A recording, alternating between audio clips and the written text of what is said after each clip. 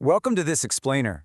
If you've ever spent time cultivating a garden, a crop, or honestly, even just trying to keep a prized indoor houseplant alive, you know the absolute devastation of watching it suddenly decline. Today, we're going to learn how to investigate the scene, read the symptoms, and identify the invisible culprits that are destroying your plants. Culprits that are so often mistaken for just common gardening mistakes. Specifically, we're putting a laser focus on plant viruses. So let's dive into this by asking a question every single gardener has faced when staring down a wilting, discolored plant. It's incredibly frustrating, isn't it? You water it, you give it the right amount of sunlight, you do everything by the book, but something is still quietly taking it down. Is it a bug, a disease, something else entirely? To find out, we need to stop thinking like mere gardeners and start thinking like detectives. Here's our detective's notepad for today. We'll start with the lineup, move to the modus operandi, read the crime scene, meet the accomplices, and finally, deliver the verdict. Section 1. The lineup. Suspects in the garden.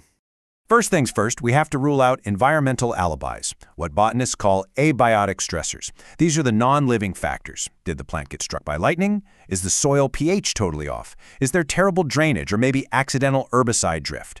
Once you've ruled all of that out, you cross over to the biotic factors. These are the living, infectious pathogens like fungi, bacteria, and our main suspect for today, viruses. Moving to Section 2, the modus operandi, how viruses operate. Now take a look at the stark difference between our living suspects here. Fungi and bacteria, they're messy. They leave obvious physical clues like dry spores, localized spots, or honestly, this really gross, smelly bacterial ooze. But viruses? They are incredibly stealthy operators. They do not produce physical signs on the outside of the leaf. They work completely undercover, entirely from within. By invading the plant's vascular system, a virus causes what we call systemic disruption.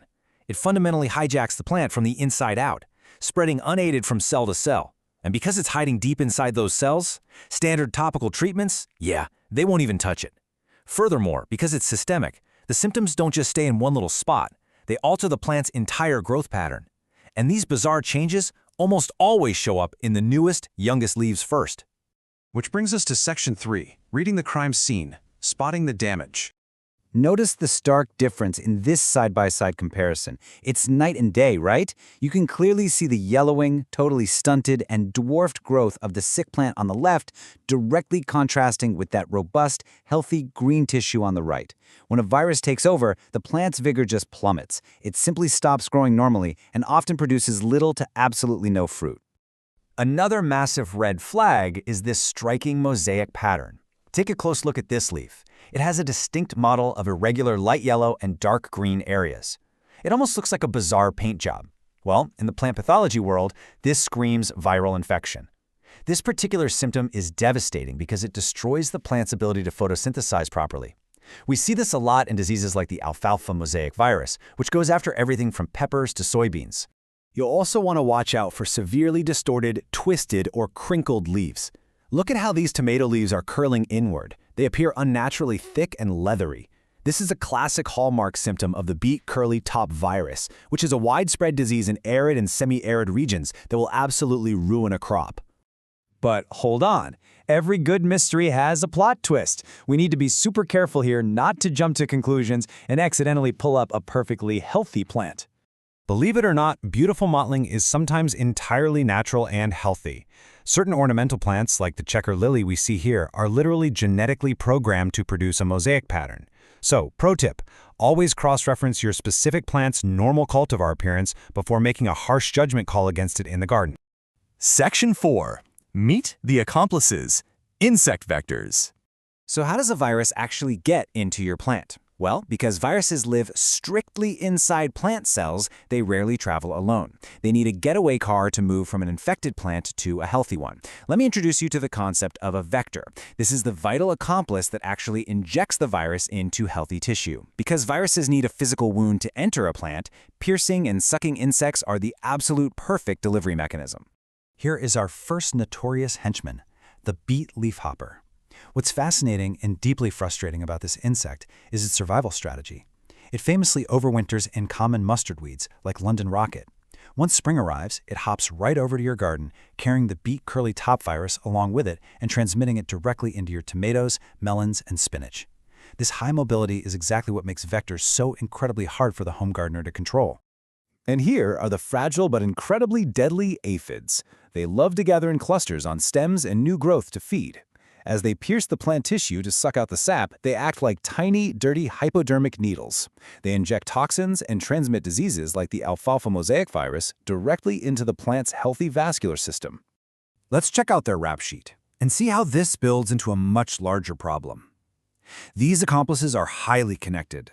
They attack a massive range of hosts, from huge outdoor agricultural crops all the way down to your favorite indoor houseplants. And it's not just aphids and leafhoppers. Mealybugs, whiteflies, and even microscopic soil nematodes can spread the disease. Oh, and yes, even you.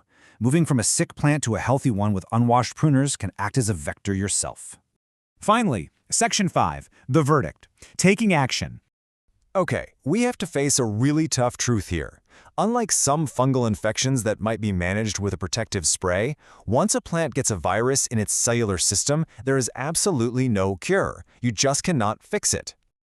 To save the rest of your garden ecosystem, you must follow an integrated pest management, or IPM, protocol. First up, always inspect new plants for any weird mottling or stunting before you even bring them home. Second, manage those vector insects. Blast aphids off with water, use insecticidal soaps, and pull up the weeds that harbor them. And finally, if a plant is infected, you must ruthlessly remove and destroy it. Do not compost it, because viruses can sometimes survive in vector nematodes or undecomposed plant matter in your soil. You have to break the disease circle for good. So armed with all this evidence, the next time you see a yellowing leaf, a strange mosaic pattern, or a mysteriously crinkled stem, you are officially ready to investigate. You know to look past the soil, to hunt for those insect vectors, and to identify the systemic signs of a virus. The real question is, in this invisible, microscopic arms race between viruses, vectors, and your garden, who's going to win? Are you ready to be the ruthless detective your garden needs to survive?